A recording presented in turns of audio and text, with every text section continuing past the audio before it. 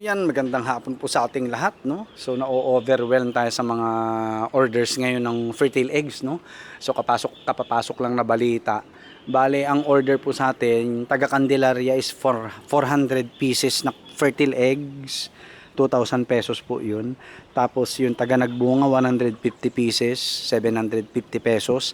At saka yung taga Kawag po, no? 100 pieces, 500 pesos, no? So yan po yung mga possible yung kitain kapag nagbebenta kayo ng mga fertile eggs, yung may similya, no? Dahil 5 pesos each po siya, no? So minimum 100 pieces po tayo dito.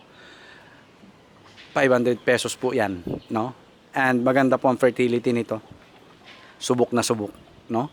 So yun, medyo na-overwhelm tayo sa ano. Kaya mabuti na lang po na kapag incubate na tayo, no? Para at least madagdagan na yung ating breeders, no? Ayan, mga ulikta muna tayo ng mga itlog nila. Ayan, no? Ayan ang mga breeders natin, 'di ba? Gaganda nitong quality nitong itlog. Yung mga shell solid, ayan, no? May mga mangingitlog pa diyan hanggang 6 PM mahigit pa yan, yung mga yan, no? Ayan, tingnan nyo naman yung itlog na yan. Quality, boy. Salang nyo lang yan sa incubator. Meron na kayong sarili. Ayan, diba? Alright. Okay. Ayan, diba? Ayan, 'di ba? So, bakit? Naggagawa akong video? Gumagawa akong video? So, ayan po ang ating mga natin. Fertile eggs po, no? Okay? Mamaya na lang, mamaya na lang. Ayan po, Okay. At ayun pa, may itlog pa doon, sa loob. Quality po. Tingnan nyo naman, no? So sa mga walang budget, bili na lang kayo ng fertile eggs. Tapos mag-invest kayo sa incubator, 2.4, 2.5 sa Shopee. Marami na mailalaman nyo, nasa 200 plus na po na itlog, no? Tapos, ang gawin nyo, bumili kayo sa akin ng fertile egg. Ako pa lang naman nagbebenta rito, Meron pa ba? Ayan, no? Okay. Tingnan nyo naman yan, Ang gaganda na ng mga itlog nila. Pwede nang pakasalan, no? Yun, may isa pa dun sa loob. Ayan, Quality assured ng mga itlog.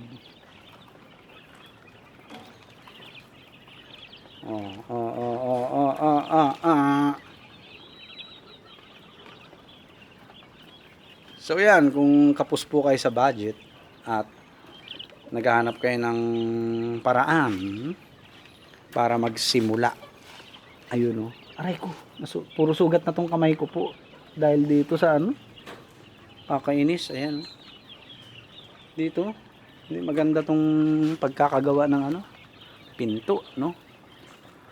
So ayan, kung kayo po ay kapos, ayun, meron na naman, ayun, kakalabas. Ganun pala mang itlog to, tumitingala, no? Ayan, may kalalabas na naman na itlog. Hanggang sa maano na lang nila yan, matatabig-tabig hanggang umikot dito, gumulong rito, So yun po, kung kapos kayo sa budget at gusto niyo mag-start ng quail farming business, itong bilhin nyo, no? Tapos mag-invest na rin kayo sa incubator, no? Kasi kung hindi kayo mag-i-invest, hindi kayo maglalabas ng puhunan, no? Wala mangyayari. 'Di ba? Wala namang free ngayon.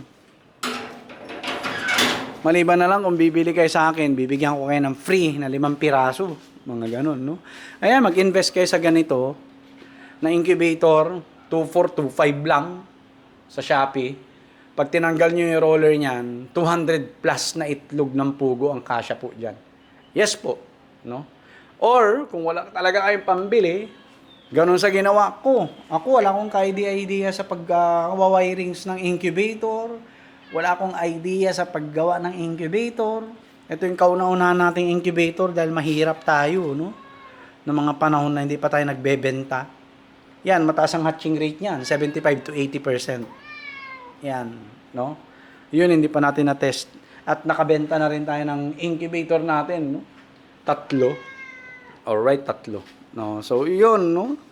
Kung kayo po ay kapos sa budget at naghahanap kayo ng mas kaunting, o bakit? Mamba? Kaunting diskarte, incubator, 2.4, sabi mo ng 2.5. Tapos, 200 pieces na fertile eggs, 1,000. So, bali 3.5. Di ba? Tapos, brooder, diskartehan nyo na lang, pwede sa karton. Tapos, iilawan lang sila. No? Pag 10 to 14 days na sila sa karton, ilagay nyo na sa cage. No? Scratch pen, bahala na kayo kung paano nyo diskarte. Ako nga, dumiskarte lang eh. Dapat kayo rin, no? Yung mga gusto mag-start, no? Ako, self-research lang talaga ginagawa ko. Self-study talaga, no? Self-study. And, malamig ang kamay ko kasi talaga. Sa mga dalawa ang paa. Pato, manok, pugo, ano pa ba? 2 paa, tsaka may 2 ring pakpak, no? So, yun po, no? Ayan, invest kayo niyan. At sabihin mo ng kulang-kulang, more or less, 5,000 magastos nyo kasama yung brooder. Kung magpapagawa kayo ng malawak-lawak na brooder na gano'n. No? Just, pinagsimulan natin. Nasa diskarte lang po yan. Walang imposible. Sagad pa ako sa loan, ha? Ang sinasahod ko na lang po, less than 6,000 na lang. Pero ngayon, ang ganda na po ng pasok ng pera. May savings na yung puguan natin tsaka mga manok, no? At patuloy pa yung pumapasok yung pera, no? Patuloy na pumapasok yung pera. So, nasa diskarte lang po yan. Kung gusto niyo makaahon talaga sa pagkakalugmok sa loan, ay gagawa kayo ng paraan, no? May mga isasakripisyo kayo. Nung nag-i-start mga po ako ng heritage breeding at saka panabong na manok, talagang labas lahat. Todo tipid po ako. No? Bills ko pa. No? Gasolina pa ng sasakyan ko papasok. As in, dumating ako sa point na taga ni piso, wala akong dala. No? 3 buwan yata yun. Bakit? Nilaan ko lahat sa feeds ng manok. Nilaan ko sa pagbili ng shredder machine natin. No? Kinaga natin na bumili ng mga sapal ng nyog at saka mga gulay-gulay sa palengke ng 3 taon, no? And then one time, big time, binenta ko lahat. Yung kulang-kulang 500 natin ng mga Rhode Island Red, 1,000 pesos per head. Di ba? At nag-isip po ako ng isa pang o 2 pang negosyo na less ang effort, less ang maintenance. Ayan nga po, no? Ito, katas na ng manok natin yan. Yung DIY hydroponic platform natin na yan. So, soon, magkakaroon na rin tayo ng lettuce garden po dito. Gagamitin natin yan. No? So, hindi ko muna hinaharap at may mga palabas tayo, mga quail chicks. Ayan, no? Tsaka dun sa labas, no? Sa diskarte po yan, no? Hindi lang ako nakadiskarte noon. Kasi talagang sagad po ako. Ang isa sa great move ko, binenta ko yung ref ko na hindi siya naka-inverter. Kaya ang bill ko noon, umaabot ng 4,000 po. More or less, 4,000 kada buwan. Ang ginawa ko, binenta ko. Yan, bumalik sa normal yung bill ko. No? At nakaalagwa tayo, nakaipon-ipon kahit konti. Nagsimula tayo magmanok. Ayan na. Pasok na lang ng pasok yung pera, no? Pakain na lang tayo ng pakain sa mga pugo natin, itlog na lang sila ng itlog. Pera na, 'di ba? Lalo sa fertile eggs, medyo malaki ang kitaan. Mas lalo po pag napaayos natin 'to ng brooder. Tapos yung growing pen natin, magiging grower na rin nila, pero naka-design pang pugo. Sa RTL, mas malaki na naman po ang bentahan, no? Pwede tayo mag-minimum ng 200 or 300, depende po sa atin, no? Depende sa atin. Kasi yung papisa natin ang tinitingnan natin eh. Yan po, no? So, may minimum yan, may minimum. Okay? Mas malaki na naman kitaan yan. Pakakainin mo lang ng 20 days old, yung mga pugo, 500 heads, sabihin mo na minimum na makukuha nila. 18,000 agad yun, men. Di ba? Alright? So, iniisip pa natin yung minimum. Ayan. So, sa ngayon po, table eggs at saka fertile eggs pa lang ang tinda natin, no? At least, mabigyan natin ng pagkakataon yung mga low budget or mga nasa laylayan ng lipunan katulad ko na walang budget pambili ng RTL, RTB, may fertile eggs po tayo. Minimum 100 pieces po. 500 pesos yan. Tapos sa quail meat, 3 packs na lang yun. Di mo na tayo kukuha. Napagod ako. Napagod tayo, boy. No? Alanganin tayo doon. Lalo pag may pasok, di ko na magagawa yun. Maganda sana kitaan. Maganda po. Ayan, no? Fertile eggs. Mamaya, samahan nyo po ako. Mag-sort tayo ng quail eggs for incubation. Ayan, no?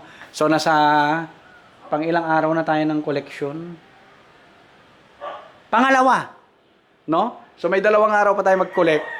Tapos, pag walang kukuha, kasi sa Monday pa, next week pa yung 100, ilan ba? 400, 50. 650 pieces. Lahat-lahat po ang order sa atin na fertile eggs. No? 650 pieces.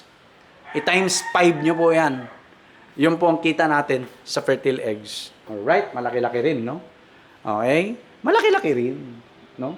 Kasi wala namang gano'ng nagpupugo rito. Tayo lang. Kaya i-maintain natin yung exclusivity. Yan, mamaya i-discuss po natin, no?